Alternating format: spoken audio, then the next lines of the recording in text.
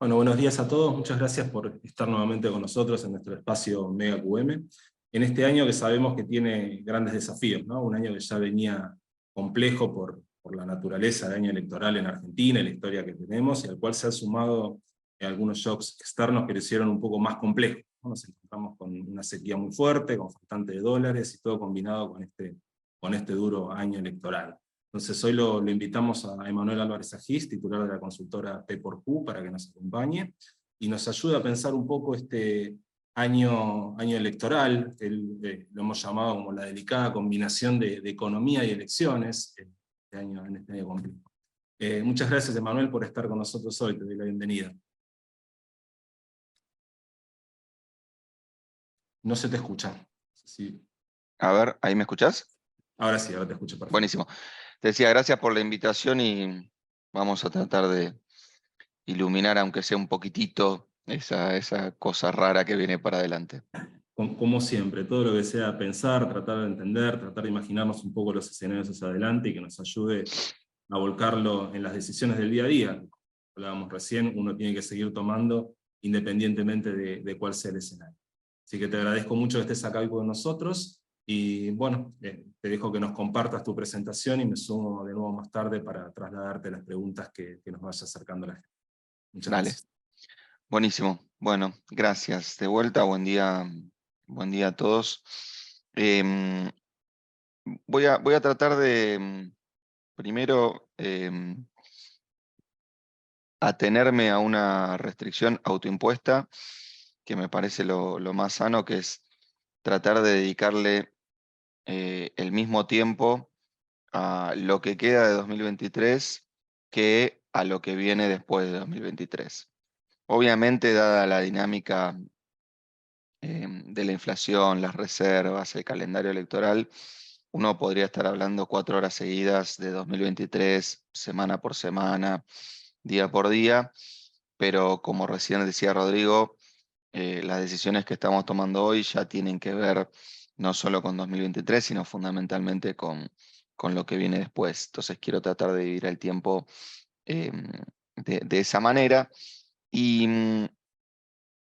obviamente, como lo que viene a posteriori de 2023 tiene mucho que ver con el resultado electoral, en términos de que claramente hay variantes políticas que tienen distintas preferencias en materia económica. Vamos a tratar de hacer un ejercicio un poco complejo, pero no más que la realidad misma, de pensar pros y cons de cada tipo de programa, de cada tipo de aproximación política y económica am, al desafío de 2024 y los años que vienen para adelante. Voy a empezar a compartir la presentación, y para ir a 2023 voy a tratar de hacer un panorama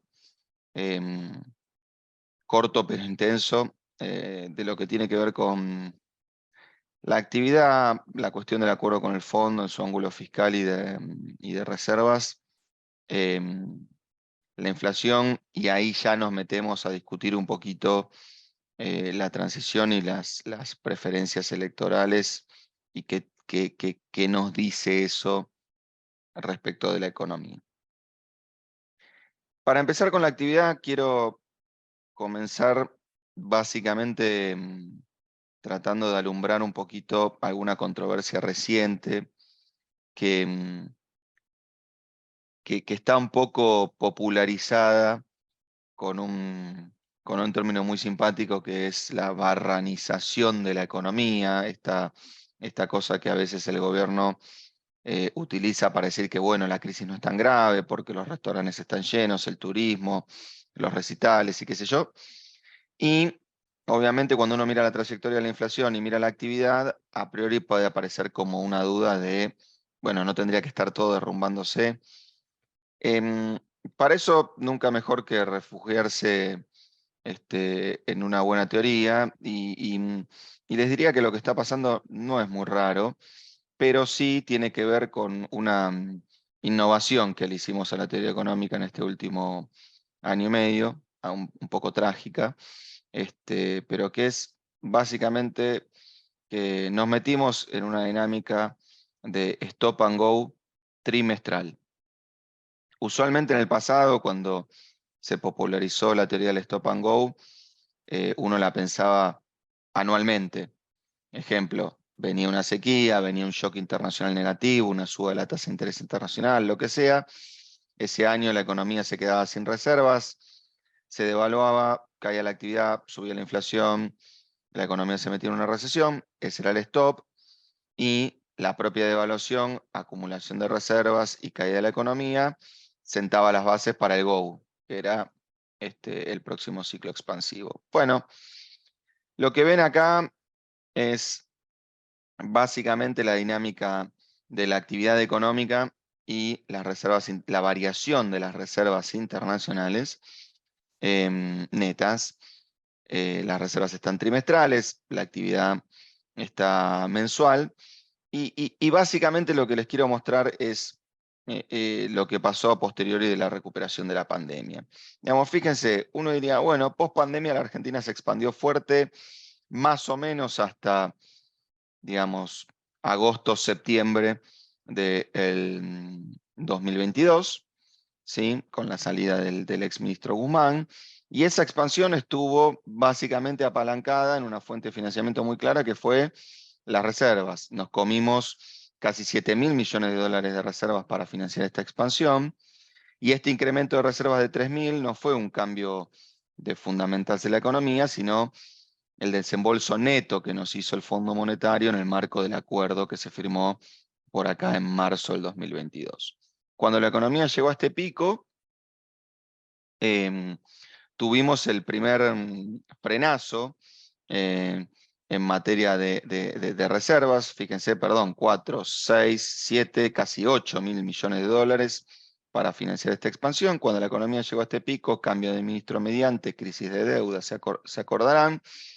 Lo único que quedó fue instrumentar un stop. Este fue el GO, el stop, primer stop pandemia, GO post pandemia. Instrumentar este stop ¿cómo? Con los 180 días de pago de importaciones versión 1, CIRAS en este punto. Recuperación de reservas de 3.000 millones de dólares, pero caída de actividad. Primer trimestre del año se expande la economía, sí, pero ¿cuánto nos costó? 3.600 millones de caída de reservas. Esto corta en el primer trimestre, marzo. ¿Cómo están los indicadores adelantados de abril y mayo? Con la economía cayendo de vuelta y, mala noticia, las reservas recuperando en el margen. Con un muy buen día ayer por el final de la liquidación del dólar soja, pero básicamente no hay nada raro pasando. Lo que sí está pasando es que las reservas están en un límite muy complejo, ahora vamos a ver dónde, y que cuando el gobierno se decide soltar, la economía se vuelve a expandir. Cuando ese soltar nos deja sin reservas y hay que frenar todo de sopetón, la economía se vuelve a meter en una recesión. Probablemente cuando tengamos 3 meses más de actividad, esto va a volver a ser así y vamos a estar en esta especie de ciclo de stop and go trimestral en el que estamos metidos hace un tiempito. Ahora, que Coldplay haga no sé cuántos recitales, que los restaurantes estén llenos, esconde una diferenciación, digamos, en el ángulo fundamentalmente del consumo que trajo aparejado la crisis de deuda que inicia en 2018 y que fue muy agravado por la pandemia, que tiene que ver con la dinámica de un mercado de trabajo partido al medio, entre formales e informales, donde los formales, bajo convenios paritarios o con mayores capacidades de negociación, se pueden defender de la inflación, no ganarle, defender de la inflación. Esta es la dinámica del salario real del sector registrado después de la caída de la crisis de deuda de Cambiemos. Y los informales que pierden por goleada contra la inflación. Miren lo que es la trayectoria del salario informal, que punta a punta pierde prácticamente ¿sí? Casi 50%. Entonces, los restaurantes pueden estar llenos, pero eso puede estar traccionado por 3, 4 millones de personas que tienen la posibilidad de defenderse respecto de la inflación, en algún ángulo ganarle, y después el resto del mercado de trabajo que está perdiendo contra la inflación. Y de hecho, si uno mira cómo afectó la inflación por deciles de ingresos, fíjense que a los más pobres le está pegando entre junio y abril una tasa de inflación de 33 puntos, cuando al decil más rico es de 30. 3 puntos puede parecer una diferencia menor, pero cuando uno hace doble clic dónde está esto, y cuando uno entiende que acá hay capacidad de ahorro y acá no hay ninguna capacidad de ahorro, esta diferencia en la tasa de inflación se vuelve muy importante. Como decía, ese stop and go tiene para mí una dosis importante de comportamiento no precautorio que nos debería preocupar. Acá hay un pequeño error porque a mí me cuesta esto de los meses, pero esto sería enero, febrero, marzo, abril, mayo, junio, julio, diciembre. ¿Qué es esto? Estos son los pagos de importaciones que hace el Banco Central mes por mes en distintos años, 2017, acá tienen 2021. La curva de arriba de todo es 2022, ¿qué pasó en 2022? Producto de la guerra, de la invasión de Rusia a Ucrania, los costos de importación de energía con un gasoducto aún no terminado se dispararon.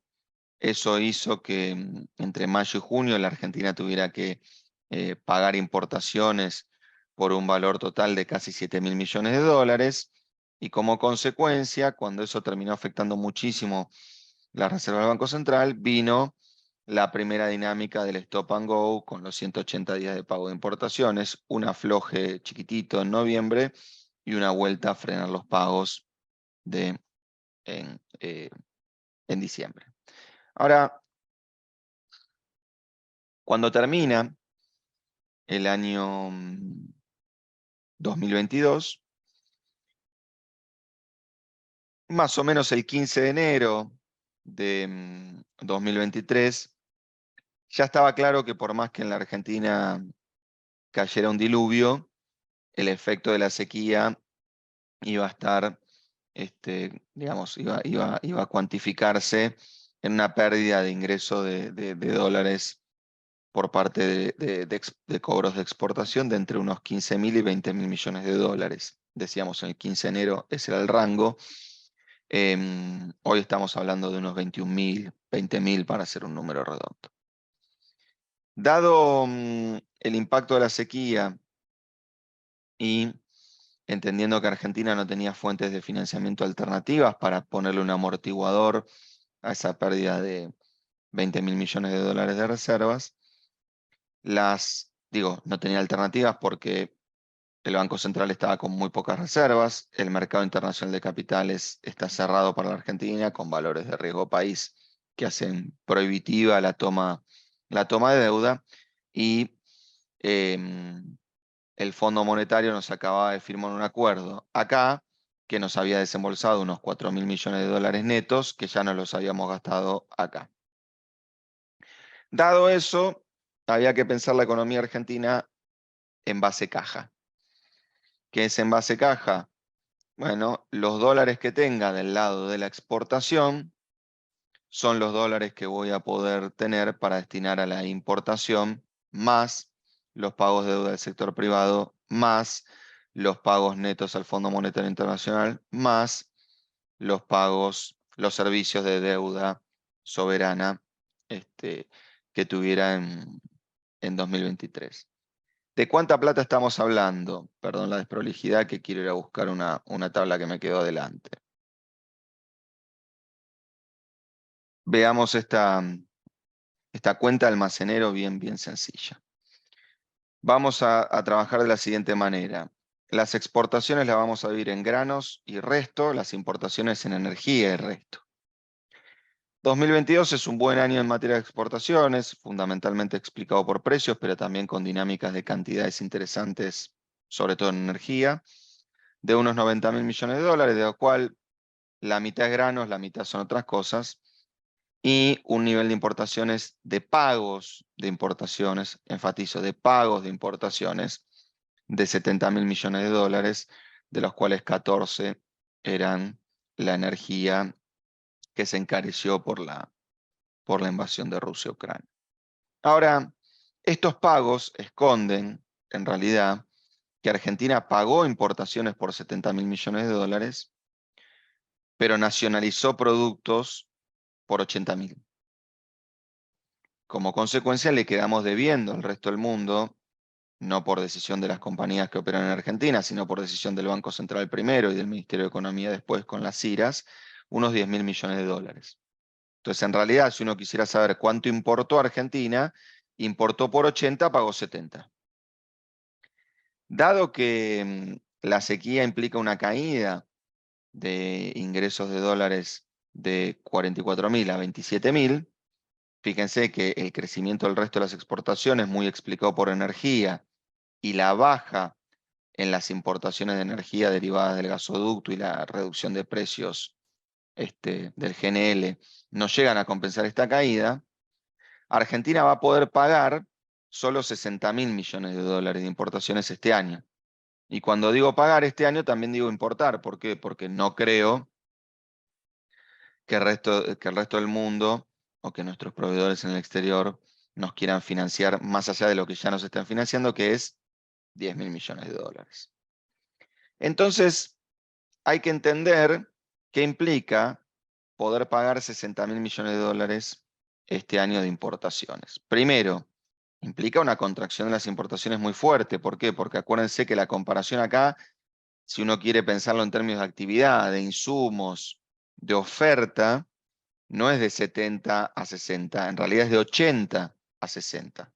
Es una caída bien importante. Ahora, me voy a llevar estos 60 a la gráfica que estábamos viendo recién y los voy a distribuir a lo largo del año. La distribución de esos 60.000 millones de dólares de pago de importaciones a lo largo del año es esta curva punteada que ustedes ven acá, ¿sí?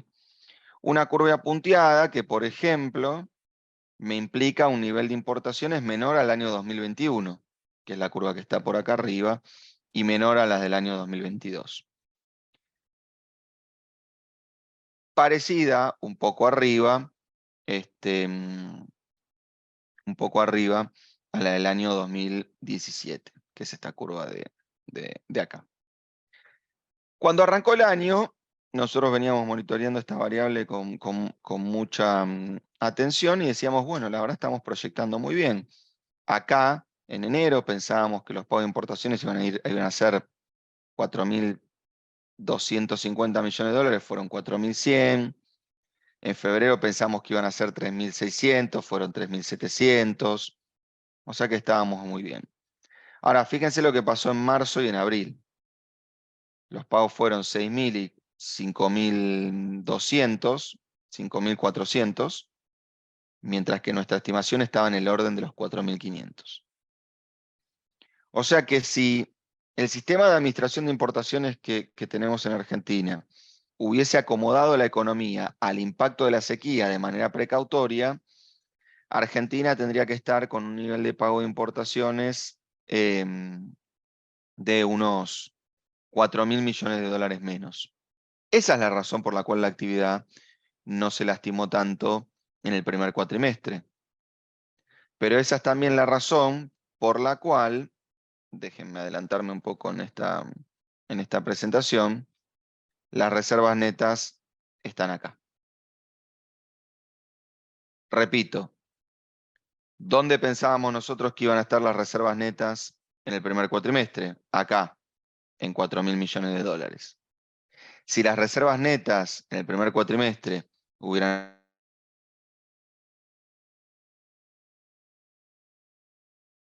quedado acá. Me gasté más reservas y el trade-off es clarísimo. Gané un poco en materia de actividad, disculpen que vuelvo al final, pero perdí todas las reservas que tenía. Y en términos de reservas netas, este punto es 500 millones de dólares. Esa es la razón por la cual estamos todos pendientes de si se amplía el swap con China, si los BRICS nos dan una garantía para tomar un crédito comercial con Brasil, adelanta, y si nos adelanta nos deja usar, etc.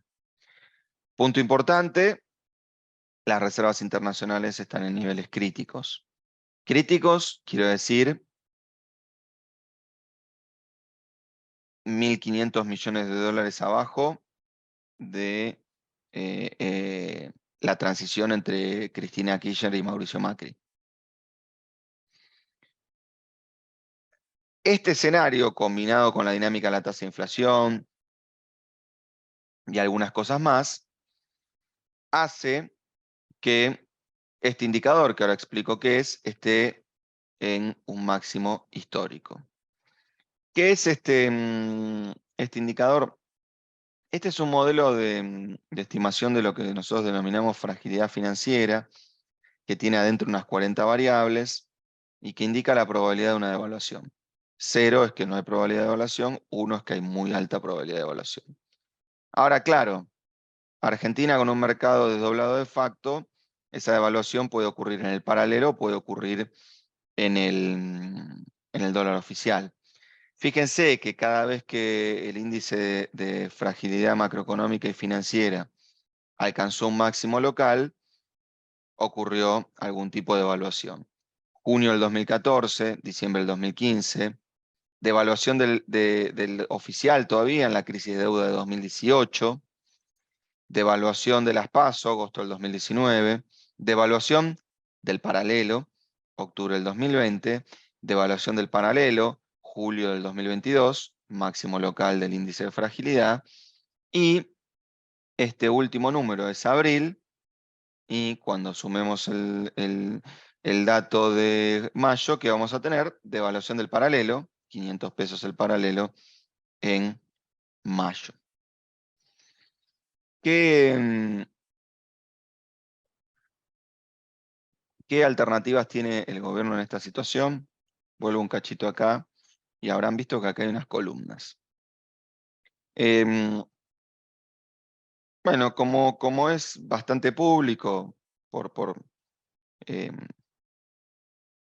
por lo que viene reflejando la prensa local, la prensa internacional e incluso la vocera del Fondo Monetario Internacional, Argentina está renegociando el acuerdo, tratando de adelantar los pagos y de alguna manera constituir un fondo para fortalecer las reservas que están en mínimos históricos. Tristemente, esta no es una situación nueva para Argentina y además no hay que irse muy atrás en el tiempo para, digamos, encontrar una situación similar, que es fuerte salida de capitales, Banco Central en una posición muy débil, negociación con el fondo y buscamos de alguna manera detener la caída. ¿Qué es esto? Se acordarán que iniciada la crisis de deuda del gobierno de Cambiemos, hay una fuerte salida de reservas, entra el fondo en mayo del 2018, empieza a desembolsar y a medida que el fondo desembolsa dice no intervengan en el mercado cambiario porque el tipo de cambio de equilibrio está en 22 pesos. Macri entra a la crisis de deuda con un tipo de cambio de 17 pesos, se va el presidente del Banco Central y entra el ministro de Finanzas como presidente del Banco Central, quiere intervenir y el fondo le dice que no porque su modelo indica que en 22 pesos la corrida va a parar. En esa discusión, cuando el tipo de cambio llega a 22,50, el fondo dice, bueno, tal vez el modelo no esté tan bien, pero lo que vamos a hacer para compensar es darle un fondo de fortalecimiento de reservas.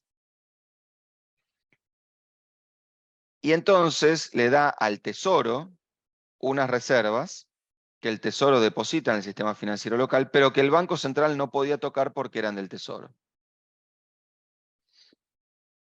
Ese es este fondo. Ya conocen la historia. El fondo funcionaba como una especie de de cartel que decía, en caso de incendio, no rompa este cristal. O sea, era un fondo de fortalecimiento de las reservas que no se podía usar. Cuando la crisis sigue, el tipo de cambio sigue devaluando, ¿qué termina pasando? Usamos el fondo. En su totalidad, lo vendimos al mercado para parar la corrida y eso no frenó el drenaje de reservas. Entonces, mi único punto es, por favor, no volvamos a generar un fondo de fortalecimiento de reservas, que es un cristal que en caso de incendio no se puede romper. Yo diría que hay un incendio y necesitamos un matafuego. Ahora, después, si quieren las preguntas, discutimos el tamaño y el dónde se pueden usar ese desembolso del fondo, el cómo, el por qué, pero lo que digo es que si en 10 días anunciamos un fondo de fortalecimiento de reservas, me voy a poner muy pesimista. Si en vez de fondo de fortalecimiento de reservas le cambiamos el marketing y le ponemos un nombre más pomposo, va a ser lo mismo. Insisto, la pregunta relevante para ver cómo paliamos esta situación es cuántas reservas netas puede sumar Argentina, y si son reservas netas, son reservas que se pueden usar. Entonces hay una pregunta del cuánto y hay una pregunta sobre el dónde. El dónde es en el mercado formal o en el contado con liquidación. Hablamos de la sequía y déjenme charlar un minuto de la cuestión fiscal. A ver, en el marco de esta sequía, Argentina básicamente desconfigura el acuerdo con el fondo porque la sequía desconfigura el acuerdo con el fondo. ¿En qué sentido? Acuérdense que Argentina tenía 3 metas con el fondo. Una meta fiscal, una meta de acumulación de reservas y una meta de financiamiento monetario. Ahora, el impacto de la sequía implica una caída en la recaudación de derechos de exportaciones. Fíjense que acá tenemos la historia de la recaudación de los derechos de importaciones expresado como porcentaje del PBI, que es esta curva acá, y en las barritas está la variación de esta curva en años de sequía. 2004 hubo una sequía, la recaudación de derechos de exportación cayó 3 décimas. 2009 hubo una sequía casi tan grave como la actual, pero un poco menos grave que la actual, porque tuvo una mejor dinámica la cosecha fina del trigo, que implicó una caída de poco más de medio punto de recaudación. ¿Sí? En 2011 hubo otra, y en 2018 hubo otra que generó una suba de derechos de exportación. ¿Por qué? Bueno, porque acá en realidad se restituyeron los derechos de exportación en septiembre del 2018 con ese 4 pesos fijo por dólar para todas las exportaciones que termina impactando plenamente en 2019. Entonces, primer punto, cuando hay sequía, cae la recaudación. ¿Cuánto va a caer la recaudación por la sequía? ¿Cuánto va a caer la recaudación de derechos de exportación por la sequía? Este año, 0,7% del producto. Acuérdense que Argentina tenía una meta fiscal con el fondo de 1,9 de déficit fiscal, que está impactado negativamente por 7 décimas de retracción de los ingresos por retenciones. Entonces, primera meta con el fondo comprometida porque voy a tener menos ingresos. Segunda meta con el fondo, acumulación de reservas, súper comprometida porque me dejan de entrar 20.000 millones de dólares. Tercera meta con el fondo, comprometida porque encastra con recaudación. Si tengo menos recaudación, para un mismo nivel de gasto, o me financio en el mercado interno, que lo tengo súper estresado, o emito. Entonces, la sequía le pega a las 3 metas con el fondo. ¿De qué manera? Vamos a lo fiscal. Fíjense, el gobierno, en el marco de la sequía, está teniendo una trayectoria de déficit fiscal en los primeros 4 meses del año, que si uno sigue estas dos curvitas, que es a las que se parece esta trayectoria, no van a la zona de 1,9, van a la zona de entre 3 y 4. ¿Sí? Nuestra estimación para este año está más cerca del 3, pero hay que ver cómo se termina de definir el impacto de la sequía en una segunda vuelta que tiene el impacto de la sequía. ¿Por qué? Porque obviamente que la sequía genera que en los primeros 4 meses del año estimado a valores constantes, la recaudación por retenciones caiga un 70%. Y esto anualizado, esto a lo largo del año, no esto anualizado, esto estimado a lo largo del año, es ese 0,7% en términos del PBI que puede caer la recaudación. Ahora, como la recaudación de retenciones me obliga a ser más restrictivo con las importaciones, lo que también me cae es la recaudación de los impuestos a la importación. Entonces hay un impacto de segunda vuelta medio extraño sobre la recaudación de la sequía, que es, tengo menos retenciones, freno las importaciones, tengo menos recaudación de derechos de importación. A pesar que hago un truco con el adelanto del IVA que no termina de compensar esta situación. Conclusión, el impacto de la sequía en la recaudación es de 1 punto del producto de menores ingresos. ¿El gobierno en este marco dijo, bueno, no importa, voy a gastar a lo loco y que sea lo que Dios quiera? No. El gobierno en el marco de esta sequía, lo que está haciendo, es, acá, bajando el nivel de gasto público fuerte. El gasto público empezó a caer con el cambio, se había mesetado en los últimos meses de Guzmán, empezó a caer fuerte con el cambio de ministro ya en octubre, fíjense una caída de 2 dígitos largos, y fíjense lo que son los últimos 3 meses, la dinámica de la recesión que no me permite mejorar el déficit. El gasto público cae 4 en febrero en términos reales anuales, pero la recaudación cae 8. Cae 17 en marzo, pero la recaudación cae 21. Y cae 10 en abril, pero la recaudación cae 18. Como consecuencia, el déficit empeora. De hecho, una cuenta contrafáctica, si hubiésemos tenido la misma recaudación de retenciones que el promedio de 2020-2022, sin sequía, hubiésemos tenido un déficit fiscal acumulado a abril de 517.000 millones de pesos en acumulado a abril. ¿Cuánto tuve? 1 billón. De hecho, si tuviera la misma recaudación de retenciones, Argentina probablemente, en junio podría cumplir la meta con el fondo. Y si hubiese tenido la misma recaudación de retenciones, podría haber cumplido la meta de marzo del 2023. Fíjense, acá estaba la meta. Este hubiese sido el déficit si las retenciones se hubieran comportado como se comportaron entre 2020 y 2022. ¿Cuál fue el déficit de verdad? Incumplí la meta. Este hubiese sido el déficit acumulado a junio. Miren el espacio que tenía hasta el déficit acumulado, abril. El espacio que tenía hasta el déficit acumulado en junio. ¿Dónde estoy? Acá. Ya casi me comí todo el espacio que tenía. ¿Por qué? Por la caída básicamente de retenciones. ¿Podría el gasto bajar más rápido? Sí, pero en lugares donde ya dolería bastante. No hacer el gasoducto, bajar los subsidios más fuerte, ahora vamos a hablar de eso, o ya el resto de las cosas empiezan a ser peliagudas. Dinámica de precios en este contexto y de salarios. Bueno, qué sé yo, faltan unos días para el dato de inflación, a nosotros nos da 9. Esta es la tercera semana de mayo, en nuestra medición en términos reales que dio 8,2. Ayer cerramos en la oficina el número para mayo, nos da 8,8. ¿Es la peor inflación desde la salida de la convertibilidad? Sí. Ese 8,8 tiene adentro 0,8 de tarifas, electricidad y gas, en el marco del acuerdo con el fondo. O sea que el limpio de tarifas sería 8. ¿Son 4 décimas menos que el mes pasado? Sí. Es una noticia muy mala. Es una noticia muy mala. ¿Esta inflación puede bajar de vuelta a la zona del 6, 7?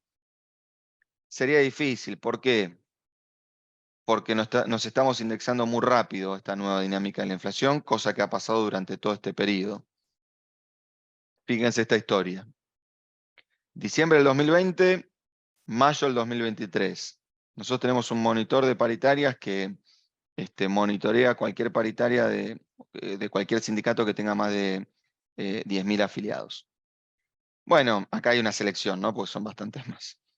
Fíjense dónde estaban las paritarias entre 2021 y 2022, en la zona de 50. Las paritarias, y bastante chato esto, ¿no? Las paritarias en 2022 abren en la zona del 50, terminan en la zona del 90. Y en el 2023 abren en la zona del 110 y nos aparecieron acá los compañeros del petróleo en una paritaria que, si uno la mira anualizada, está en 144%. O sea, la paritaria es un 25% en 3 meses, que anualizado es un 144%. En esta inspección muy chiquita de la dinámica precios-salarios, diría, teoría de por medio, que es probable que consolidemos el 7-8 de acá para adelante y esperemos que nos quedemos, ojalá que nos quedemos ahí. Último punto, y vamos entrando en la dinámica electoral y política para charlar en el próximo tramo de 2024 y adelante. Quiero compartir con ustedes un ejercicio que para nosotros es súper importante. Súper importante. ¿Por qué? Porque es donde los economistas deberíamos hacer un aporte. ¿En qué sentido? Hace mucho tiempo, un economista que sé que va a generar cierto escozor cuando me escuchen citarlo, que es Marx, decía que si la ciencia y el sentido común coincidieran, la ciencia no tendría sentido.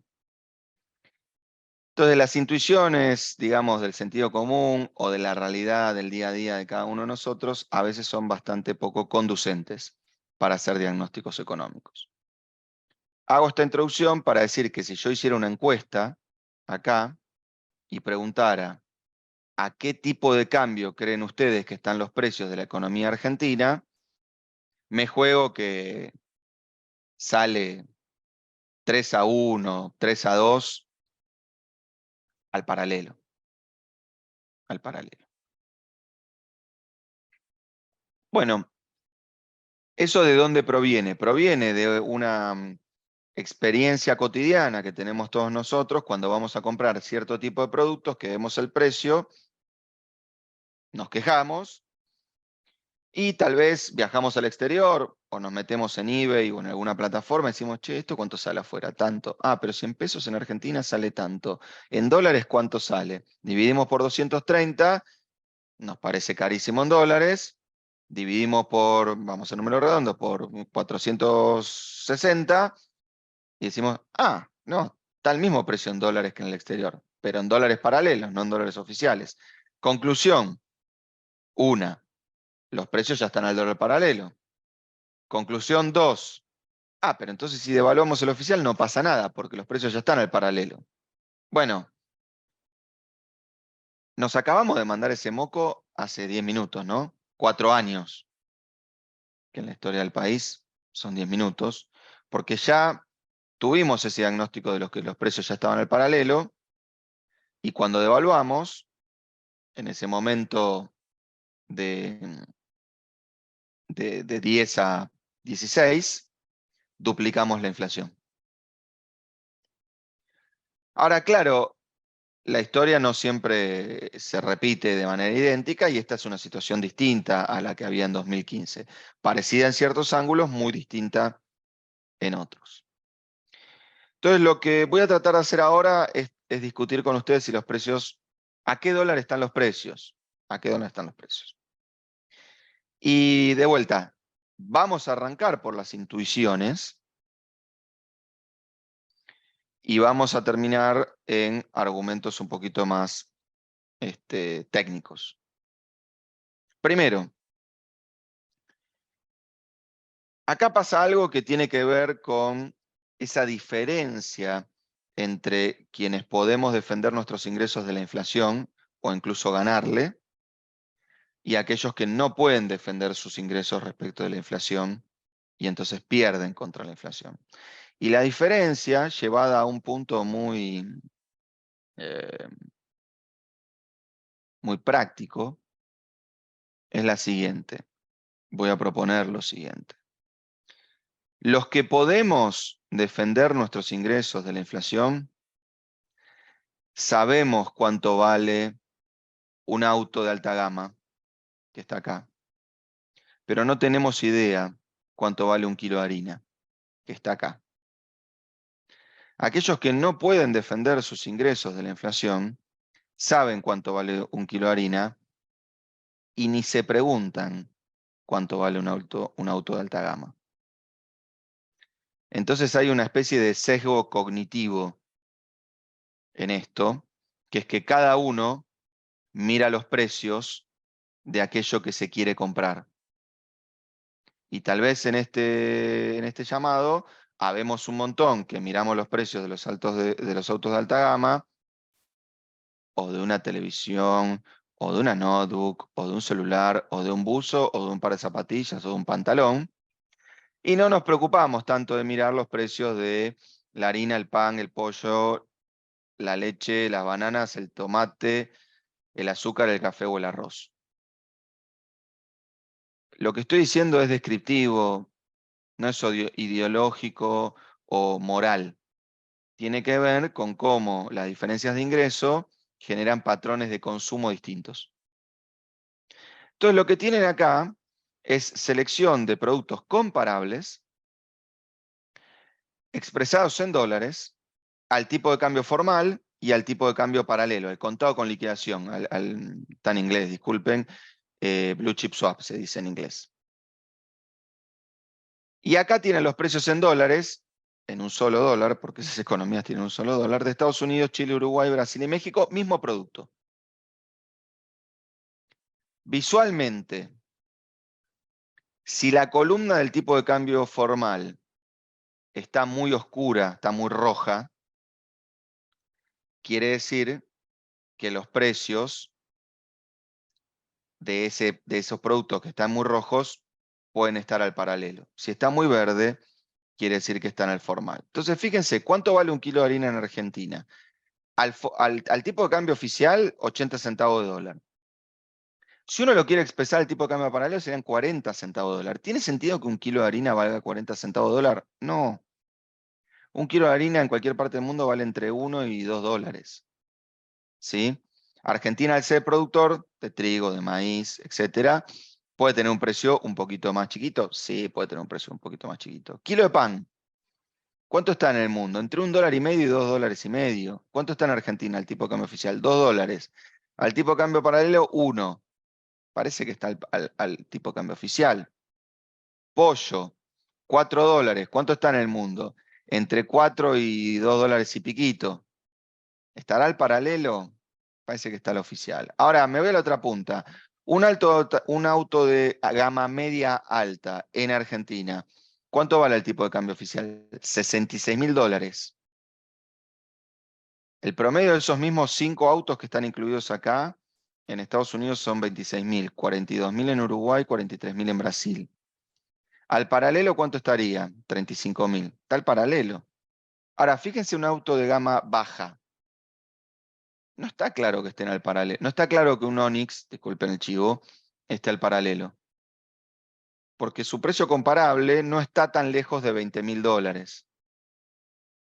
Lo mismo aplica para esta sección. Entonces, es probable que los precios de los pantalones, las zapatillas, los buzos, los celulares, las notebooks, los televisores y los autos, voy a decir más en general, la ropa y el calzado, la electrónica y la línea blanca y los durables, bicicletas, autos y motos, estén más cerca del paralelo, pero es bastante claro que el precio de los alimentos está al formal.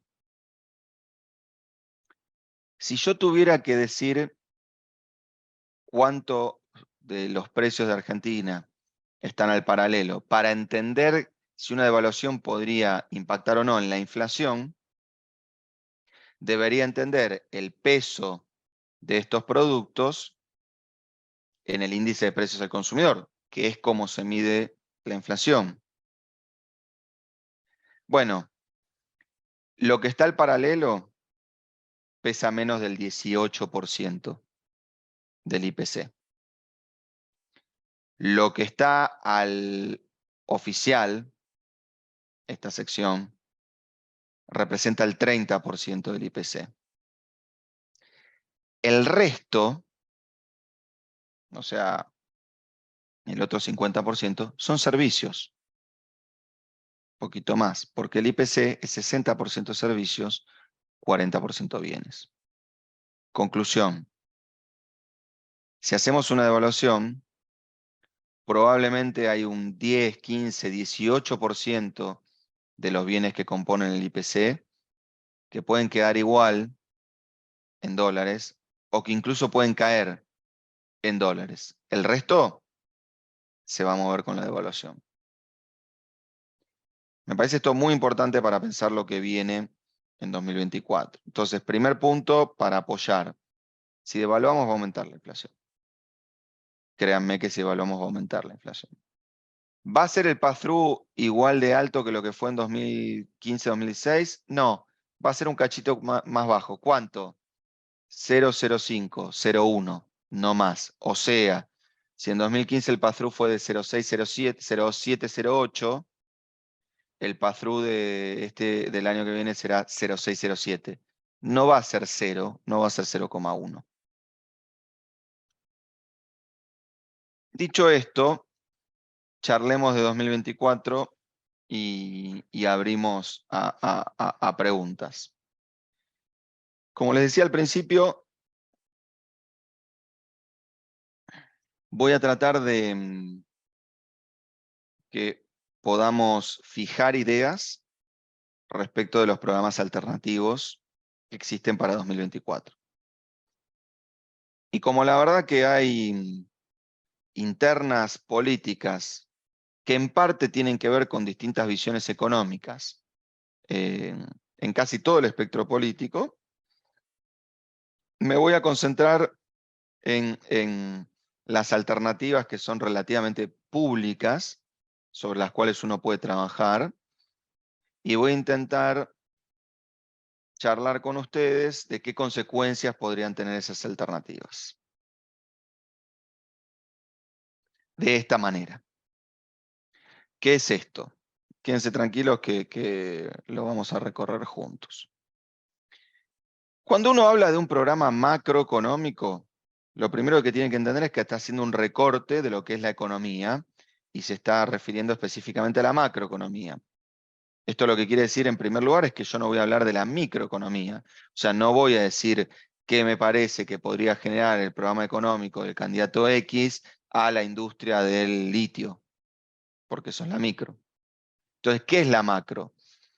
La macro es un tablero de comando donde el ministro de Economía maneja unas variables sobre las cuales tiene poder de decisión, si es que el presidente y la realidad así lo determinan, y para evaluar, o sea, el conjunto del movimiento de ese tablero de comando es el programa macroeconómico, sobre la base de la cual es evaluado el ministro y el gobierno en su conjunto por los resultados que genera en las variables resultado.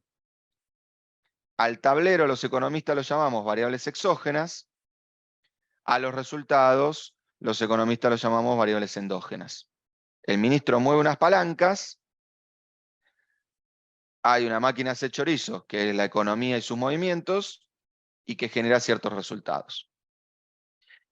Fíjense que voy a ser relativamente audaz y voy a caracterizar el programa económico por 6 variables. Un programa macroeconómico, perdón, no tiene mucho más que 6 variables. En su núcleo. Y obviamente en un Zoom y en una charla, digamos, cortita. ¿Cuáles son las variables que voy a medir para caracterizar cada programa económico? ¿Y qué creo yo que son las decisiones trascendentales que tiene que tomar la próxima administración? ¿Qué va a hacer esa administración con el tipo de cambio? Esto está en jerga de economista, ¿no? D es derivada, una variable en mayúscula es nominal, entonces la derivada de E es exchange rate, o sea que la derivada del exchange rate, ¿qué es? La devaluación. ¿Qué hace el ministro con el tipo de cambio nominal? ¿Qué hace el ministro con el gasto público? ¿Qué hace el ministro con las tarifas? ¿Qué hace el ministro con Capital Account Controls, con el CEPO? ¿Qué hace el ministro en términos de acuerdo de precios y salarios? ¿Y qué hace el ministro con la deuda en pesos? ¿La paga o no la paga? ¿Cómo vamos a medir los resultados de ese programa macroeconómico? Lo voy a poner medio maniqueo. Lo que le importa al mercado, lo que le importa a la gente. ¿Qué le importa al mercado? ¿Dónde queda gasto menos impuestos, déficit fiscal primario o el resultado primario? ¿Dónde queda el déficit total? Gastos menos impuestos, menos el stock de deuda pública multiplicado por la tasa de interés promedio que paga esa deuda pública, déficit total o resultado fiscal total. ¿Y dónde queda la brecha? La diferencia entre E, que dije que era exchange rate, y E', que sería el tipo de cambio paralelo. E' sobre E es la brecha. Variables que le importan al mercado. Es una, de vuelta, división un poco maniquea. Variable que le importa a la gente. P es el nivel general de precios. La derivada del nivel general de precios, ¿qué es? La variación del nivel general de precios, ¿qué es? La inflación. Y en economía en general es el nivel del Producto Bruto Interno. La derivada del nivel del Producto Bruto Interno es si la economía cae o se contrae.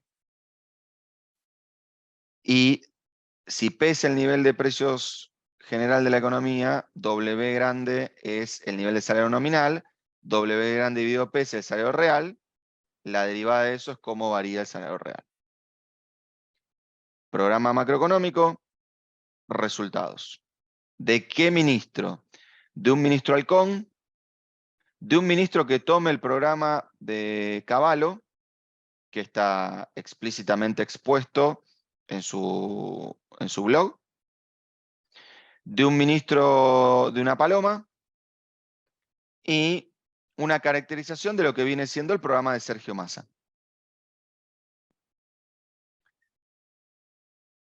Ya es un lío, así que no le vamos a poner número, le vamos a poner flechitas para tratar de entenderlo.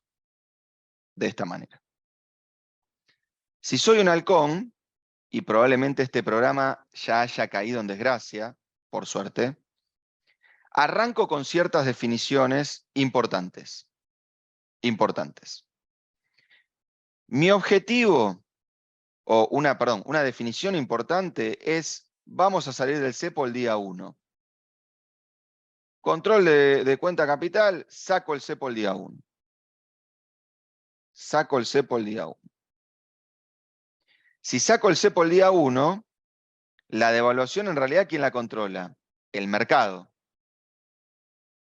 Ahora, si saco el cepo el día 1 y la devaluación es la del mercado, por definición, por construcción, la brecha cae a 0. La brecha cae a 0. Lo que sí voy a controlar es el nivel del gasto y el nivel de las tarifas. Entonces voy a bajar el gasto subiendo mucho las tarifas. ¿Apuntando a qué cosa?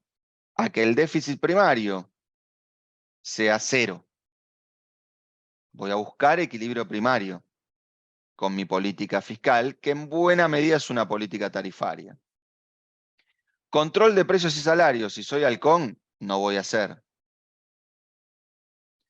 Ahora, la pregunta del millón era, che, ¿por qué los que podrían ser caracterizados como halcones dicen que la deuda en pesos no la van a pagar? Bueno, por lo siguiente, porque ¿qué hace la combinación de salir del cepo, devaluar mucho y bajar mucho el gasto subiendo mucho las tarifas? Genera que las variables que le importan a la gente se comporten de manera bastante fulera. Va a generar inflación, porque acabamos de decir que los precios no están al paralelo, va a generar una caída del producto y va a generar una caída del salario real. ¿Por qué?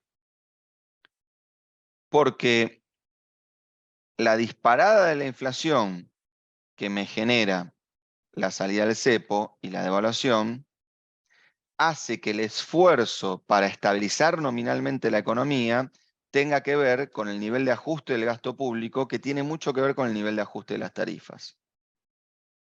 Eso hace que la combinación de estas tres variables, que en economía se llama el ratio de sacrificio, cuánto tengo que regalar en actividad, en inflación, en empleo, para estabilizar la economía, sea muy alto. Si yo pago la deuda en pesos, el ratio de sacrificio aumenta, porque el nivel de baja de gasto que tengo que hacer tiene que ser más grande, porque me tengo que poner en equilibrio fiscal.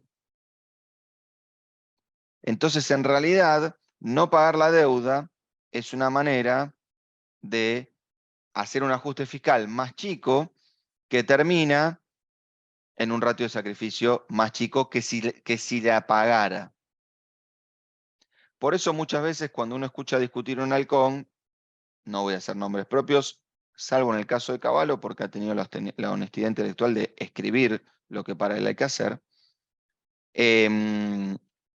Por eso cuando uno escucha hablar un halcón, dice, la pregunta es, che, ¿pero la sociedad aguanta este nivel de ajuste? Y muchas veces dice, está difícil. Bueno, sepamos que si se paga la deuda en pesos, el nivel de ajuste fiscal que hay que hacer es mayor, y por consiguiente, esa pregunta, ¿aguanta o no aguanta? Es más probable que respondamos que no. Esto ha sido bastante explícito en la discusión pública, con lo cual creo que no estoy forzando demasiado el análisis. Acá aparecía no solo un problema económico, que es el default de la deuda en pesos, sino un problema político. ¿En qué sentido? Si soy halcón y me parece que hay que apostar a las fuerzas de mercado, es raro que mi programa empiece con un incumplimiento de contratos, con un default. Es raro que apueste a restablecer la confianza del mercado si arranco incumpliendo contratos. Y ahí había un problema grave que tenían los halcones en términos de consistencia del programa y en términos de retórica política, ideológica, alrededor del programa.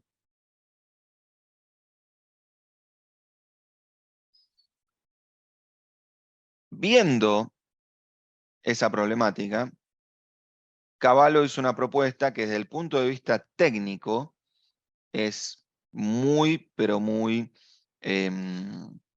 astuta, interesante, y que le permitió dialogar y tejer un puente, tender un puente, entre halcones y palomas. Voy a tratar de explicar por qué. ¿Cómo compara el programa de Cavallo con esto? Y ahora van a entender el porqué de las flechas y su tamaño. Así. Acá hay un truco. Si la flecha es igual, quiere decir que la magnitud del movimiento de la variable es idéntica. Pero esta flecha es la más problemática porque en realidad habría que haber puesto dos flechas. ¿Por qué? Porque ven que acá hay algo raro. Dijimos, ¿los halcones salen del cepo? Sí, salen del cepo el día 1. ¿Cavallo qué hace? ¿Sale del cepo? No sale del cepo. ¿Estoy loco? No. Esta es la forma gráfica que se nos ocurrió para representar el programa de Cavallo, que es un desdoblamiento cambiario. Entonces, ¿salgo del cepo el día 1? Sí, porque la gente va a poder comprar dólares, las compañías van a poder dolarizar carteras en un mercado que va a ser un mercado financiero libre. Libre quiere decir cualquiera puede comprar cualquier cosa, libre quiere decir libre flotación. El Banco Central no va a estar del otro lado vendiendo.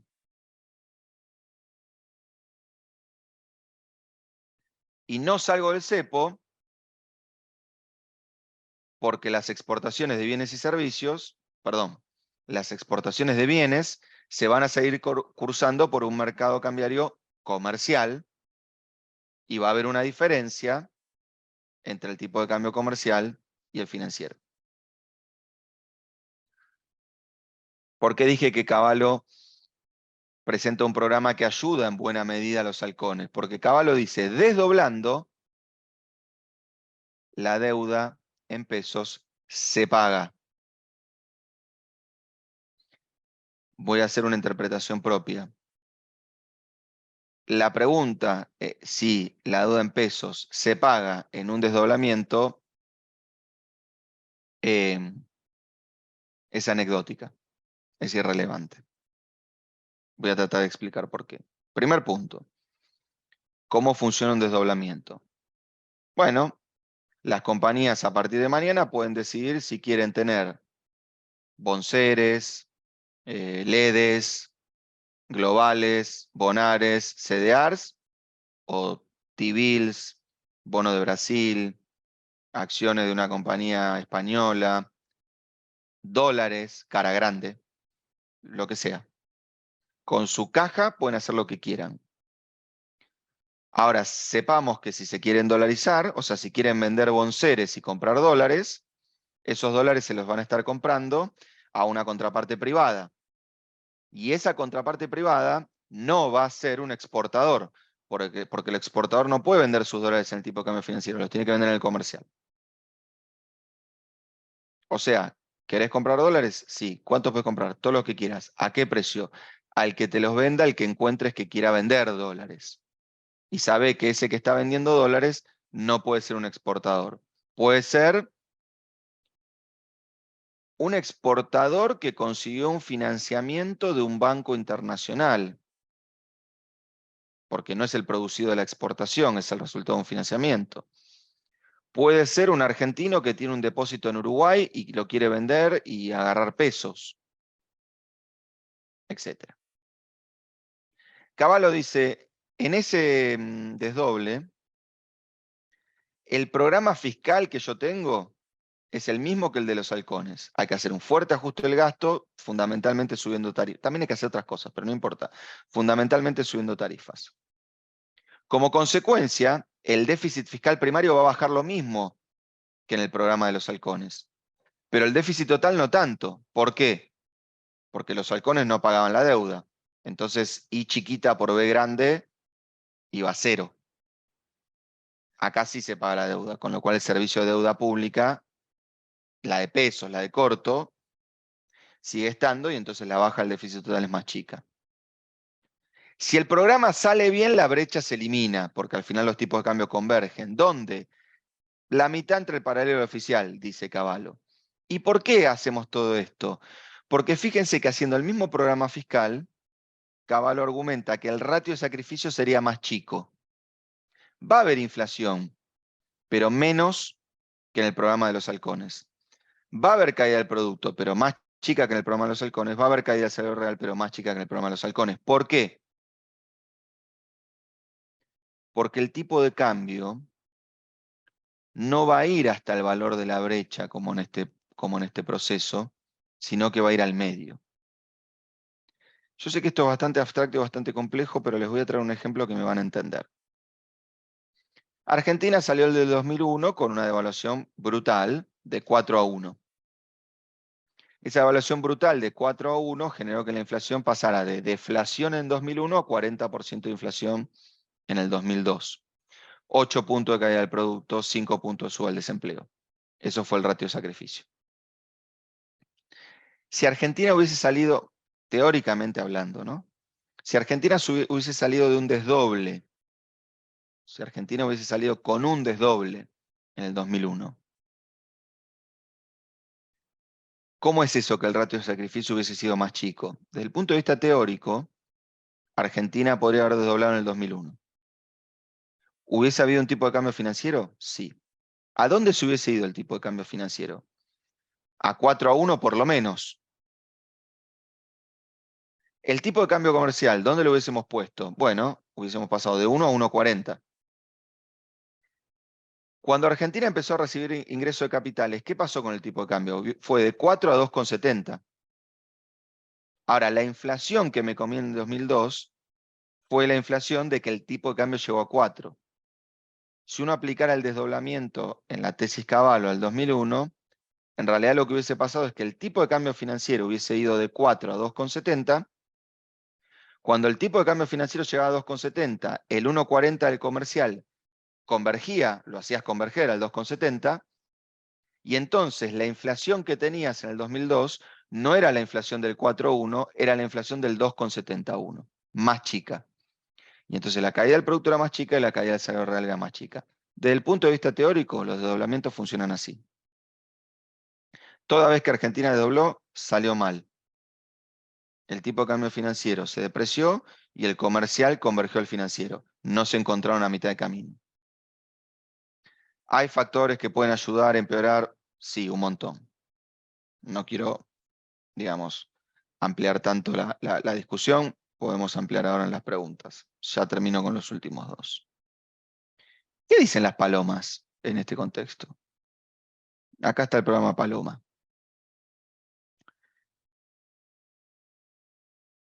Las palomas dicen, mira, no podemos salir del cepo el día 1.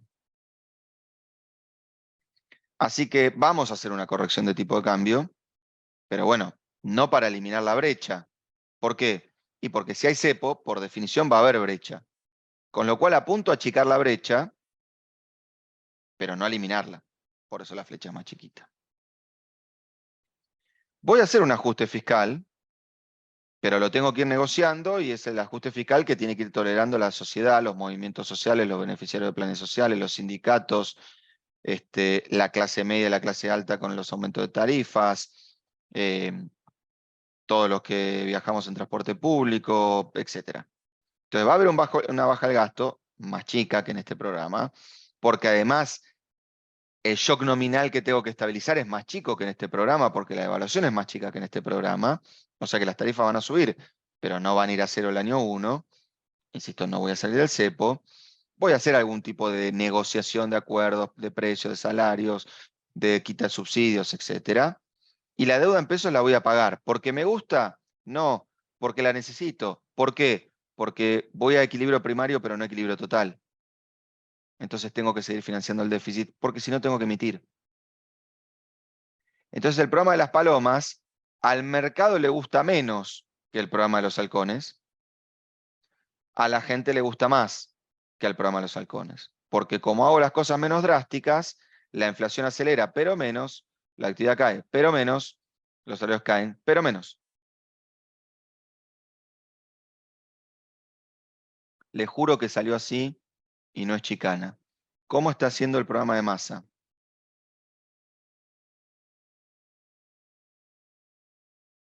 Muy parecido al de las palomas. Está devaluando de a poquito, desdoblando con el dólar soja, un poco sí, un poco no. ¿Está bajando el gasto? Sí, subiendo las tarifas completamente. ¿Salió del cepo? No. ¿Está pagando la deuda? Sí. ¿Tiene acuerdo de precios y salarios? También. ¿El déficit está bajando? Evaluemos esto, por favor, ante la sequía. Sí. ¿La brecha está bajando? Ante la sequía. También. La inflación está acelerando, la actividad está cayendo y el salario real también. Ese es el ángulo económico. ¿Saben cuál es el problema político? Que como todo esto se parece mucho, los halcones le dicen a las palomas, che, al final vos sos igual que Massa. Y la verdad que la metáfora aplica, porque yo creo que si uno encierra en una jaula a un halcón y a una paloma, se va a dormir y al otro día se levanta y abre la jaula, no hace falta que les digan que termina. ¿Nos apareció un depredador de los halcones? Sí. ¿Con un programa más drástico que de los halcones? Sí. Si tienen ganas de hablar de eso, lo dejamos para las preguntas. Creo que no me faltó nada del panorama em, que les quería, transmitir. Así que, Rodrigo, si te parece bien, Ya estoy. empezamos a Muchas charlar. gracias, Emanuel. Muy claros todos los conceptos, muy interesantes, algunos de los puntos que fuiste planteando para discutir. Y bueno, el objetivo mío ahora es ir transmitiéndote un poco las preguntas que Dale. yendo de la gente mientras vos hacías tu exposición. Para darle un poco de orden a esas preguntas, voy a empezar primero por tu análisis previo y después dejamos estos puntos para el cierre y eventualmente profundizar las otras propuestas que comentabas. Ujú. Una de las preguntas que más apareció es metodológica, te diría, ¿no? Vos A ver. presentaste un cuadro de evolución de reservas y dejaste claro que las reservas netas estaban en cero, o algunos hablan de reservas netas negativas. Mm. Muchas preguntas orientadas a entender qué implica que la economía esté con reservas netas negativas y si puede funcionar con reservas netas negativas. Bueno, respuesta sí. Puede- pero, pero es fáctica, ¿no? Esa respuesta, porque de hecho acá estamos. Si vamos al kiosco y queremos comprar caramelo, le das billete y te da caramelo. Pero está muy bien la pregunta por lo siguiente. Suponete que yo te digo, em, che, Rodrigo, vos cobrás 100.000 pesos por mes. Sí. Bueno, primero después vamos a hablar con la gente de Mega QM y charlamos, pero suponete que ahora estamos en 100. Y te Vale. digo, ¿alquilás? Sí, alquilo.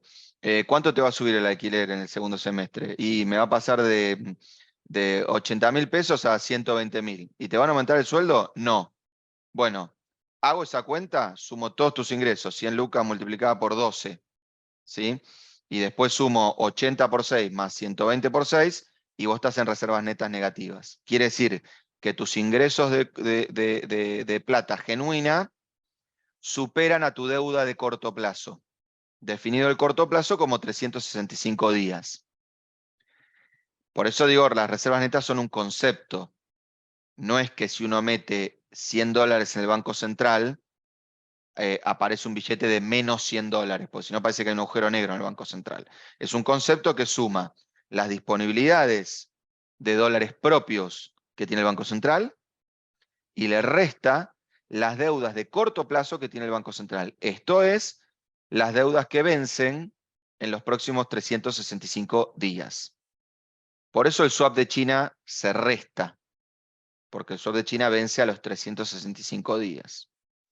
Entonces, primer punto, es un concepto que me permite, como un termómetro, me va diciendo cuán bien o cuán mal estoy.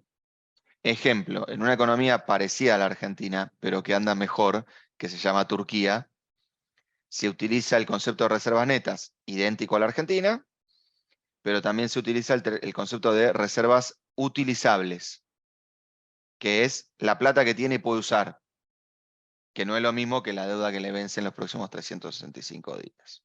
Ahora, para ampliar un poquito el punto, ¿qué hay en las reservas netas? Primero, yo uso ese concepto de reservas netas para hacerlo comparable. Con el concepto que usa el fondo hoy, las reservas netas son menos 1.591 millones de dólares. O sea, cuando el fondo publique el Staff Level Agreement y publique el número de mayo de reservas netas, va a decir menos 1.591 millones de dólares. Negativo, menos. Bien. ¿Cómo se maneja el Banco Central en estas situaciones? El Banco Central tiene dólares. No, no tiene ni un dólar. Porque si no, hay que hacerle un juicio por malversación de fondos a toda la línea del Banco Central, porque nadie tiene dólares a la vista. Entonces, lo que tiene el Banco Central, por ejemplo, son Treasury Bills. Un instrumento muy líquido que se suma a las reservas netas, sí. El Banco Central tiene algunos créditos, por ejemplo, con el BIS, de más de 365 días, cuentas corrientes, donde le puedes llamar al BIS y decirle, che, préstame 100 millones de dólares, te los devuelvo en un año y medio. ¿Eso suma a las reservas netas? Sí. El Banco Central tiene oro depositado ¿dónde? En el BIS. ¿Ese oro se suma a las reservas netas? Sí. ¿Quiere decir que tiene que ir Pese con un bolso de lingote de oro y cambiarlo por dólares? No. El oro del Banco Central está depositado justamente en el BIS y si el Banco Central necesita usarlo, hace un swap. O sea, le dice al BIS, préstame dólares contra garantía de oro. Y si después consigo los dólares, te repongo los dólares y vos me repones el oro. No es más que eso, es como un crédito garantizado. Por eso el oro se suma. Y por eso la pregunta de si el Banco Central está vendiendo oro no tiene ningún sentido. Vendió oro muchas veces, muchos años, en todos los gobiernos. Macri vendió oro, Cristina vendió oro, Pese debe estar vendiendo oro. Siempre nos enteramos ex post, obviamente. Hasta ahí las reservas netas propias del central, ¿sí? Nosotros también sumamos los cuadros, los anillos de oro que tengan los funcionarios central, pero digamos, ese es el mejor Todo. número que todo, no, nada, pero hasta ahí las reservas netas del central.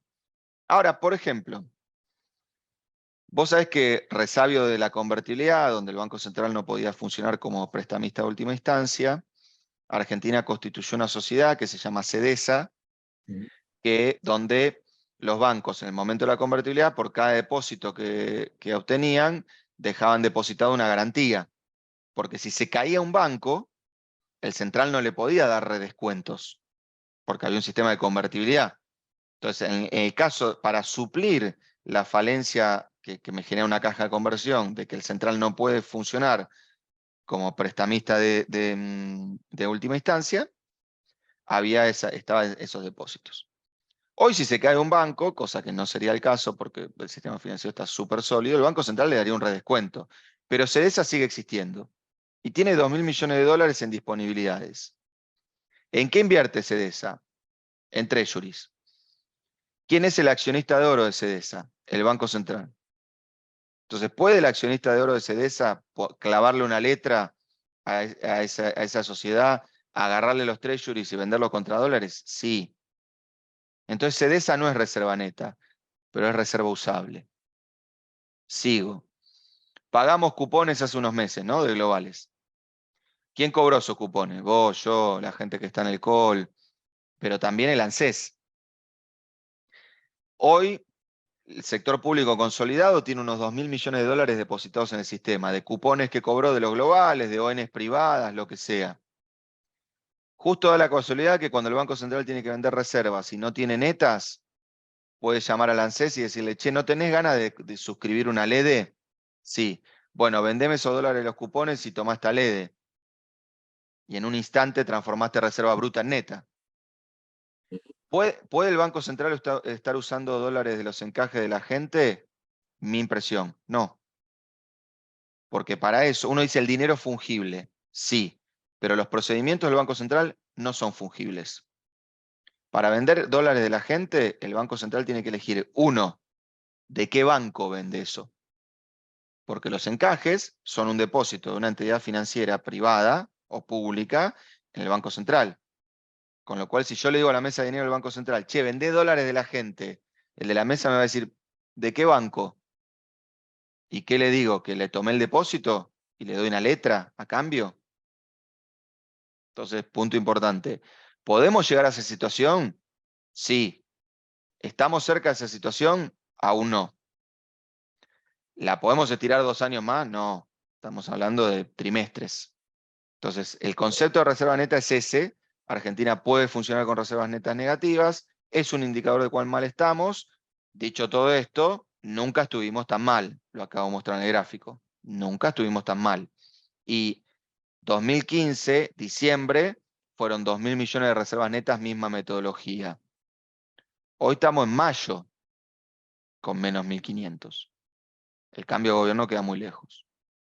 Primero, gracias por la respuesta. Fuiste justo al punto que había planteado la gente que terminaba en el tema de los depósitos en dólares y fuiste bien claro. Con esta explicación me das pie a una segunda pregunta que tiene que ver con un tema que vos planteaste también durante tu exposición, que decías, no tiene sentido un acuerdo con el fondo ahora que refuerce las reservas pero que no se puedan utilizar.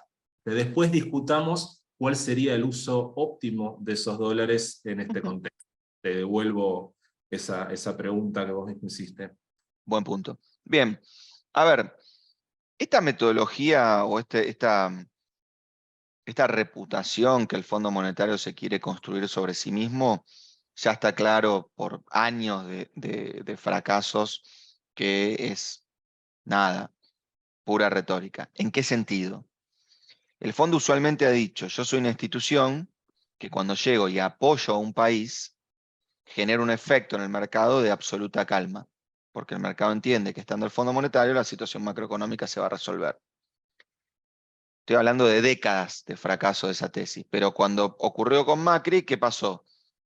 el fondo dijo, tranquilo, Macri, tenés una crisis muy grande, pero yo voy a mostrar que tenés 57.000 millones de dólares a disposición. Y cuando ponga esa plata arriba de la mesa en Argentina, el mercado va a decir, ah, ok, tienen con qué, calmémonos. ¿Qué pasó? El fondo puso la plata y ¿qué hicimos los argentinos? Se la llevamos. Entonces, mostrar que tenés una línea con el fondo no calma el mercado. Y si no lo calmamos con 57.000 millones de dólares en 2018, menos con un adelanto de la no sé qué para fondo de fortalecimiento de no sé cuánto, hoy. Ergo, uno tiene que decidir y tiene que conseguir dólares del fondo y el fondo tiene que decidir y habilitar cuántos, cuándo y dónde los podemos vender. O sea, Argentina puede conseguir 10.000 millones de dólares con el fondo y el fondo le puede decir, bueno, no puedes vender ni uno. Listo, no sirve para nada. Argentina puede conseguir 5.000 millones de dólares, del cual el fondo le puede decir, sí, los puedes vender, pero no más que 1.000 por mes. Bueno, sirve. Si son 1.000 por mes, estoy haciendo un escenario, ¿no? Después los números pueden cambiar. Si son 1.000 por mes, ¿qué me está llevando hoy el mercado? Bueno, el mercado me está llevando importaciones por 400. Y el contado, mantenerlo tranquilo, me estaba llevando dólares por 700 por mes. A posteriori de las normas de 2 semanas. A posteriori de las normas de 2 semanas, bajé ese volumen a 1/3. Estoy tomando el diferencial del volumen de la rueda del ALE en dólares, ¿no? Que es una forma de entender el volumen de intervención con reservas. Bueno, estoy en 300. Entonces, si me das 5 lucas y me decís, mira, podés vender 400 en el MULC por mes y 300 en el contado con liqui por mes, escenario ideal. Y llegamos a la elección general flotando. Abajo de eso, complicado. Ahora, el fondo me da menos y los chinos me habilitan 3.000 del swap. Libre disponibilidad. Dólares. ¿Es reserva bruta? No. Pero lo gasta PES y lo paga el próximo. Esa es la realidad. No digo que esté bien o que esté mal. Entonces, esos son los bemoles que hay que tener en cuenta de dónde está la línea de flotación con las reservas y con las dos fuentes que yo tengo identificadas. China y fondo. No China swap comercial. China swap que funciona como el oro. Tengo yuanes, vendo contra dólares, agarro los dólares, los vendo donde quiero. En el MULC, en el contado con liqui, donde quiero. El swap comercial no te permite minimizar el impacto sobre las importaciones y sobre el nivel de actividad que vos planteabas a costa de pagos futuros, digamos. Sí, pero es un chino, metafórico y literalmente hablando. O sea, es muy difícil de implementar. Hay que conseguir compañías que importen directo desde China. Hay que conseguir compañías chinas que acepten cobrar en yuanes y no en dólares. No es joda. No toda compañía china acepta cobrar en yuanes, porque todos tenemos nuestros problemas, pero en distinta, en distinta magnitud. Eh, Requiere un trámite y obviamente entendamos que incluso con el swap el volumen de importaciones totales este año tiene que caer. Con lo cual, tengo 18.000 millones de dólares de swap. ¿Tengo 18.000 millones de dólares de China listos para financiar a un año? No. Debo tener 2.000, máximo 3.000 en el año. Ayuda un montón y son instrumentos que están buenísimos, pero no para enfrentar una crisis financiera, ¿sí? A ver, me van a entender fácil. Si vos tenés un problema en tu compañía financiero y un proveedor te dice, tranquilo, yo te doy 60 días de pago. Bueno, ojalá que no creas que estirando 30 días los pagos a proveedores arreglas tu problema en tu compañía. Argentina está haciendo eso. No está dentro de las mejores prácticas. Bien. Hago una última, si querés, de corto plazo, de acá a fin de año, y después vamos a los escenarios que planteaste que me parecieron muy interesantes. Vos planteabas, el gobierno está siguiendo un ritmo de depreciación, el gobierno busca llegar sin hacer el ajuste en el tipo de cambio, como planteabas en los escenarios después. Hablaste también del manejo de la deuda en pesos, ex post, pero nos queda esta transición hasta fin de año. ¿Dónde ves que el equipo económico puede encontrar el equilibrio entre lo que es el ritmo de depreciación, la inflación, que vos planteabas que no baja a 7,5, 8 en los próximos meses, y las tasas de interés en este contexto? Mira, hay un problema central que es el siguiente. La decisión sobre el tipo de cambio no tiene que ver con encontrar un número mágico, sino con encontrar un arbitraje, que tiene que ver con la expectativa de devaluación, con la inflación y con la tasa de interés. Entonces, lo pongo de esta manera. Y para entender dónde están los números, sin querer adivinar, simplemente para que cada uno lo piense así con su billetera. Cuando uno dice, ¿qué devaluación qué devaluación del tipo de cambio oficial podría estabilizar la dinámica de reservas hasta el próximo cambio de gobierno, 10 de diciembre, de manera tal que el próximo gobierno asumiera y dijera, bueno, yo tengo este programa y lo voy a poner en juego y voy a ver si quiero devaluar, no devaluar, lo que sea. O sea, ¿cómo hago para llegar al 10 de diciembre sin estos líos cambiarios? Uno podría hacer un montón de cuentas, ¿no? Podría decir, che, mirá, el tipo de cambio real de equilibrio, tomando en cuenta la dinámica comercial de la Argentina, X. Ahora, hagamos una cuenta de arbitraje, súper sencilla.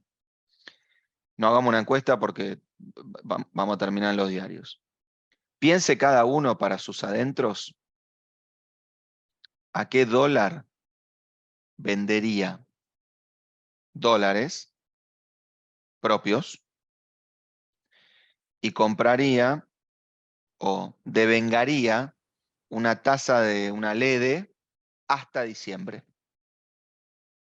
O sea, ¿a qué valor del dólar? Suponete que vos tenés 100 dólares. Está clarísima la pregunta. ¿A qué valor vendés esos 100 dólares, agarrás pesos, comprás una LED y te quedás súper tranquilo hasta diciembre? ¿A 258? ¿A dólar soja? No sos bueno para las caras, Rodrigo. Bueno, ¿viste? Es un No, montón. a ver, en 2012 esto fue la tasa de las LEVAX que encontró ese equilibrio, pero ese equilibrio apareció después de un salto del tipo de cambio, no antes. Exacto. Pregunta, antes, la respuesta Exacto. Es que infinita. cuando vimos a 4, alguno dijo, de hecho creo que algunos conocemos a ese alguno que dijo, che, a 4 me parece que hay que hacer tasa, ¿no? Bueno, entonces la pregunta es ¿dónde está eso? Si es para un overshooting, tiene 3 ceros, si es para un overshooting. No, por eso, después del salto, el equilibrio de tasas es fácil de encontrar. Ahora, Exacto, ¿cómo exacto. encontrás ese Por eso creo equilibrio que el en gobierno, esta transición? perdón, por eso creo que el gobierno corriéndolo desde abajo no llega, no llega. ¿Y Porque el el nivel de quiebre de tasas no expectativas se da sí, el es nivel que de el tasas nivel de tasas aumenta el corriendo tamaño de del problema? no, es condición necesaria pero no suficiente. O sea, ¿qué significa condición necesaria pero no suficiente? Si vos bajás la tasa, el tipo de cambio se va al demonio. Sí. Si vos subís la tasa, el tipo de cambio no aprecia. ¿Por qué? Porque si yo te digo, recién te pregunté a qué precio venderías dólares. Y tuvimos un ratito. Si te Sí. digo a qué precio comprás, me lo contestás en 14 segundos. ¿Sabes por qué? Porque cuando hay cepo, la decisión de comprar y vender es asimétrica. Pensás mucho para vender, pensás poco para comprar. Quedó muy claro en tu gráfico de nivel de importaciones, ¿no? Mostrabas niveles de pagos de Exacto. Pero importaciones que digo, son ¿a qué me, altos históricos. ¿a qué me refiero con que es así? Cuando vos mirás gente que hace FX en el mundo, ¿no? Mirás un operador de FX que dice, che, euro contra dólar. El tipo no dice, vende euro y compra dólares. Y después se le da vuelta al tipo de cambio, ¿no? Entonces el tipo no dice, no, no, para. No vendas los dólares. ¿Por qué? No, porque hay un cepo. Si vendés los dólares contra euros, no los podés volver a recomprar. No, el tipo se le dio vuelta al trade, da vuelta a la operación, no pasa nada. Acá, como comprar dólares probablemente mañana sea más difícil que hoy, si los compré, para venderlos tardo mucho. Y si tengo el hueco para comprarlos, los compro. Entonces es asimétrico. Por eso no es que la tasa no funciona porque somos Argentina, somos muy especiales culturalmente. Es por el cepo que no funciona la tasa. Porque la tasa no funciona simétrico, porque la compra-venta de FX no es simétrica. Entonces, por eso, parar esto con una tasa es una mala idea. Bajar la tasa es pésima idea.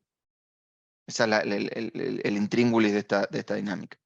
Ahora, cuanto más tiempo tengas a niveles de tasas más altos, ¿no te aumenta la magnitud del ajuste que tenés que hacer después para encontrar los equilibrios? Yo digo, Sí, masa de sí, datos que se me va actualizando arriba del 8%, tengo una inflación del 8% y tengo que generar un overshooting. El nivel de ese overshooting no es mayor por en supuesto. cuanto, directamente relacionado al nivel de inflación con el que entro a ese proceso.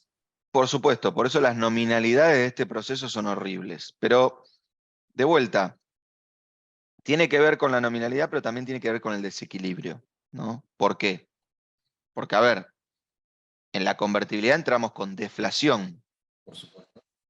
pero 1 a 4, ¿no? Es Pero como, tuviste un overshoot del 10% después.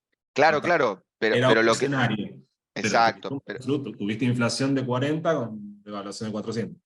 es a eso voy. O sea, si uno dice, no, mira, el overshooting del tipo de cambio tiene que ser a 1.600 pesos. Vos me decís, no, estás loco, Manuel, ¿qué decís? Bueno, eso es 4 a 1.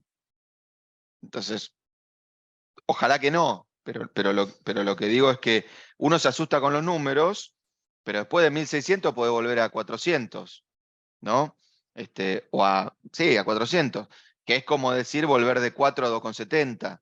Entonces, a eso voy con que la nominalidad asusta, pero la verdad, el otro punto es que este problema de Argentina no es irresoluble. No es irresoluble. O sea, uno se asusta por la nominalidad, pero hemos visto economías que tenían 3.000% de inflación y fueron a 20. Es re difícil, digamos, es re difícil. Pero no es imposible, pues si no uno se empieza a meter en una discusión donde no se puede hacer nada, no se puede evaluar, no se puede subir la tasa, no se puede. Sí se puede. Lo que pasa es que la integralidad del programa es lo que te da los bordes.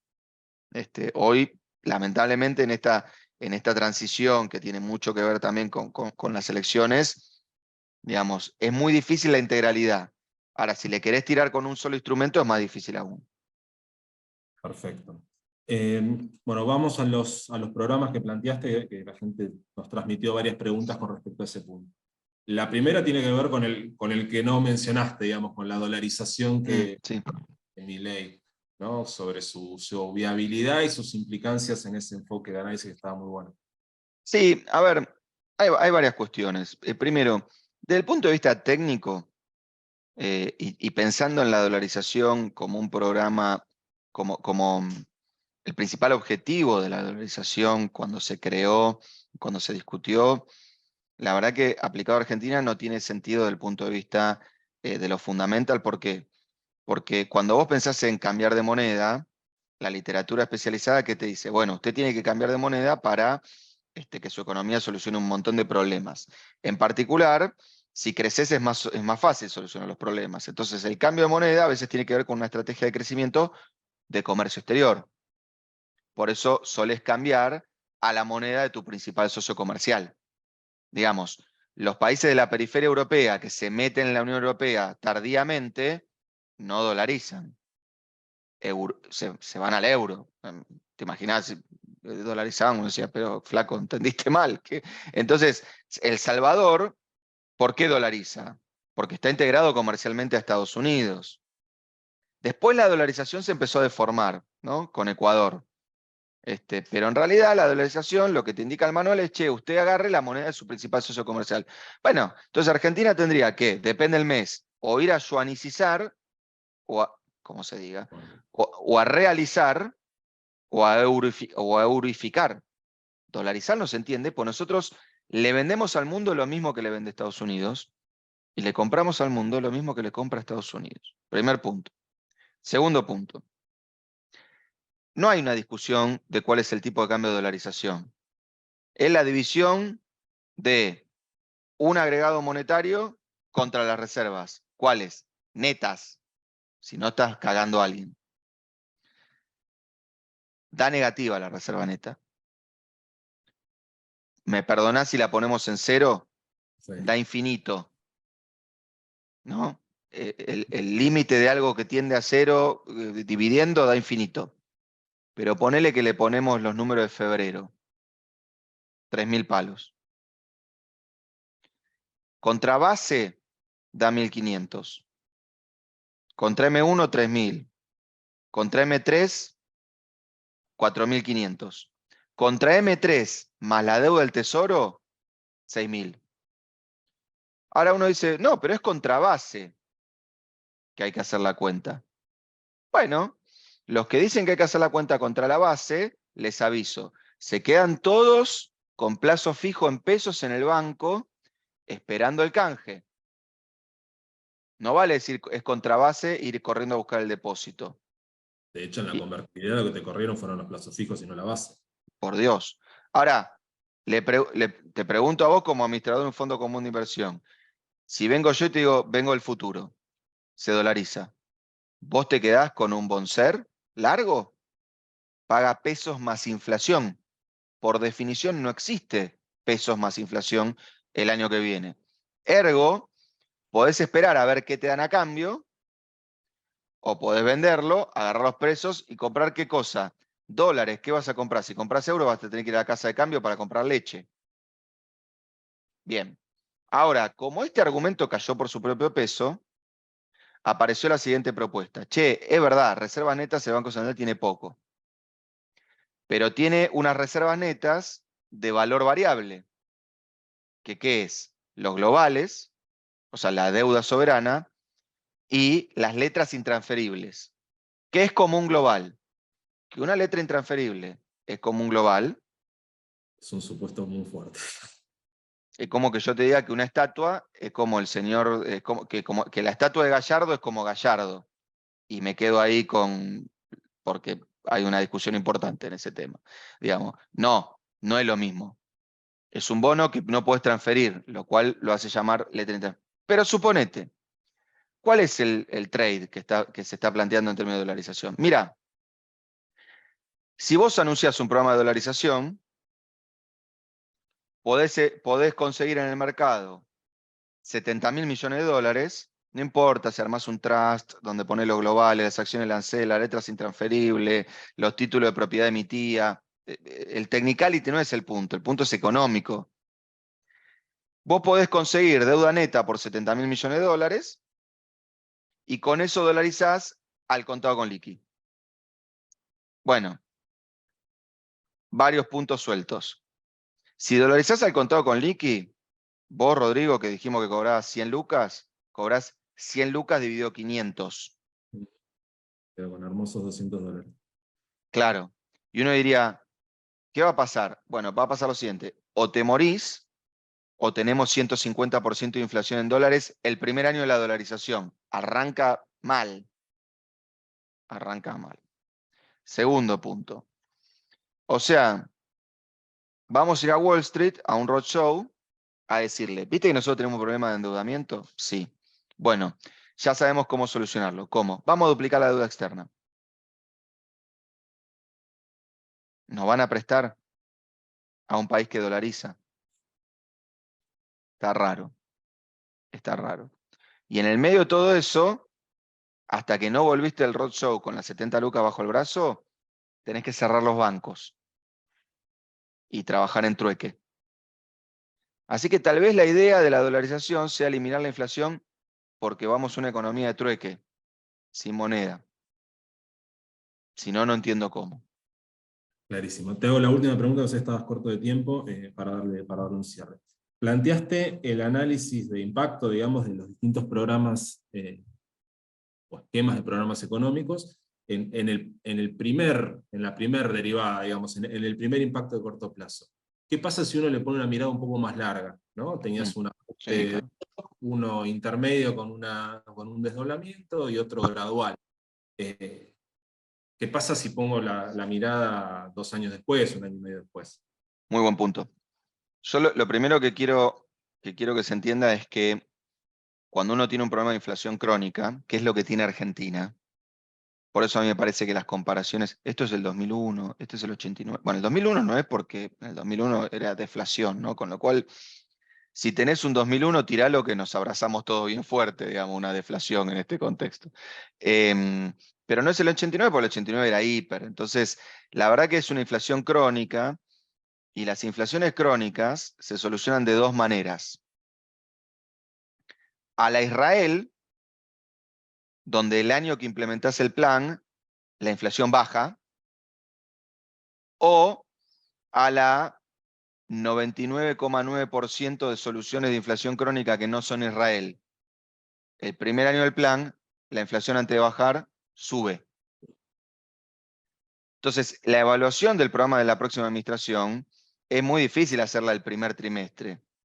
Hay que hacerla en diciembre del último año y ver cuánto es la tasa de inflación de diciembre de ese año anualizada. Para que eso sea exitoso tienen que ocurrir dos cosas. Uno, se tiene que cortar la dinámica indexatoria de esta economía. Porque hay un librito muy lindo del Fondo Monetario Internacional que se llama Estabilización en Economías Latinoamericanas. Uno de los principales autores, estoy hablando de un libro del 94, uno de los principales autores es Edward Amadeo, ¿no? Un economista. Lo que dice Amadeo en ese libro muy interesante es que cuando uno tiene escenarios de inflación crónica, muchas veces la dinámica de los precios se separa de los fundamentals, que es algo que a los economistas nos vuelve locos, porque vos decís, che, hice todo bien, y hay 200 puntos de inflación. ¿Por qué? Bueno, porque se te independizó el proceso. Estás bien en el déficit de cuenta corriente, estás bien en el fiscal, está bien la tasa, está bien la deuda, está bien el tipo de cambio real, 200% de inflación. ¿Sí? En general, los economistas que han estudiado estos fenómenos y muchos de los que lo han administrado, han dicho que es central para este tipo de enfermedades que vos, además de un programa robusto, consistente, encuentres, y esta es una variable económica, pero también social y política, un mecanismo desindexatorio. Justamente el mecanismo desindexatorio es lo que le permite a los actores económicos decirle, che, la inflación es como esa niebla que no te deja ver dónde están los fundamentals. El proceso desindexatorio te fuerza a acomodarte a los fundamentals. Herramientas desindexatorias nosotros tenemos para hacer dulce de leche, ¿no? Tablita, desagio, convertibilidad, prohibición de indexación, congelamiento de precios y salario, hay especificación asimétrica. Hay un montón que me dicen, che, el dólar se fue 4-1, ahora 2,70, ¿cómo se pagan las deudas? A 1,40. Che, yo tenía contratos indexados de alquiler, pero ahora hay un programa que no entiendo, ¿cómo lo desindexo? Con el desagio. Si yo no tengo esa herramienta desindexatoria, el ratio de sacrificio es más alto. Si vos me decís, che, ¿podés espiar 5 segundos el programa económico de cada uno de tus colegas que trabajan para el próximo presidente? ¿Qué página espiás? La de la herramienta desindexatoria. En todo lo otro creo que estamos de acuerdo. Hoy, hasta el momento, no escuché una sola idea sobre herramienta desindexatoria y eso es lo que más me preocupa. Buenísimo. Bueno, muchas gracias, Emanuel, muy interesante tu exposición, como siempre. Un gusto Un haberte gusto, Rodrigo. tenido. Gracias por el espacio, che, y saludos a todos. Bueno, muchas gracias a todos por haber estado presentes hoy. Entiendo que más adelante estaremos compartiendo vía YouTube la presentación para los que no la pudieron ver por completo. Que tengan una buena jornada. Muchas gracias a todos y buen día. Hasta luego, Manuel. Gracias.